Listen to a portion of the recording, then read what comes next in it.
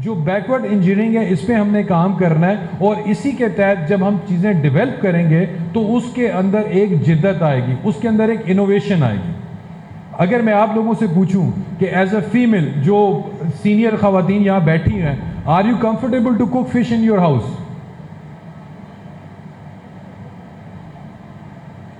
You are comfortable?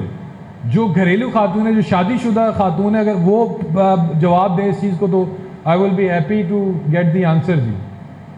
आप लोग fish बनाने में, घर बनाने में, जब फिश आपके घर आती है तो उसको पकाने में आप खुश होते हैं? Yes of course. और फिश की जो फूड वैल्यू है ये बहुत अच्छी है, इसलिए खानी चाहिए। दैट्स ग्रेट जी। I think this is one of the area कि जो बिगेस्ट लिमिटेशन जो फिश को कुक करने में मैंने अपने घर में एक्सपीरियंस की है वो उसका अरोमा, उसके स्केल्स है।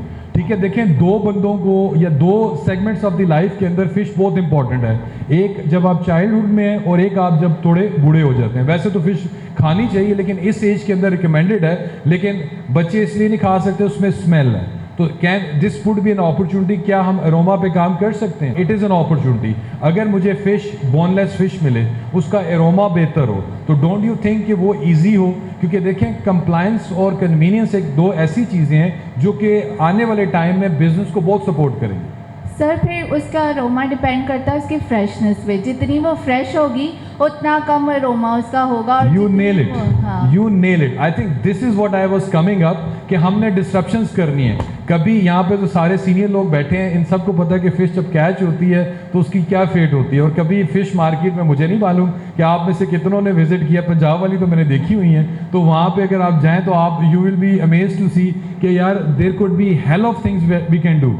आप अगर यूरोप में चले जाएँ, मिडिल ईस्ट में चले जाएँ, तो उनकी जो फ़िश मार्केट्स हैं वो इतनी खूबसूरत हैं, इतनी मज़े की हैं कि दिल बंदा करता है वहाँ घूमता रहे। लेकिन क्या हमारे यहाँ पे फ़िश मार्केट ऐसी हैं? Number one. नंबर दो, हार्वेस्ट के बाद जो पोस्ट हार्वेस्ट ट्रीटमेंट्स हैं वो हमारी कैसे हैं? फिर हमारी जो सप्लाई चेन डिलीवरीज़ हैं वो कैसे हैं? फिर जो कैचिंग से लेके टिल एंड यूज़र तक फिश जाती है उसमें कितना टाइम लगता है? कैच करने के बाद टेम्परेचर ड्रॉप करते हैं कि नहीं करते? ये बहुत से ऐसे एरियाज़ हैं जो कि अपॉर्चुनिटीज़ हैं जिसके ऊपर हम काम कर सकते हैं। तो यहाँ पे मेरा कहने का मकसद यही है कि aquaculture with innovative sustainable ideas जो हैं, that is required. We don't want to block ourself. हमें क्या आता है या हमने क्या किया, दैट इज़ नॉट इम्पॉर्टेंट।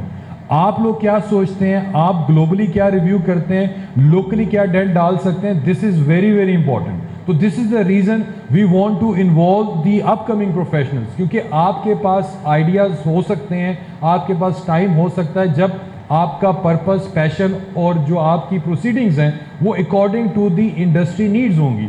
और उस अलाइनमेंट को एक साथ रखने के लिए आज हम तमाम लोग यहाँ पे आए, और इंशाल्लाह दिस इज़ अ जर्नी।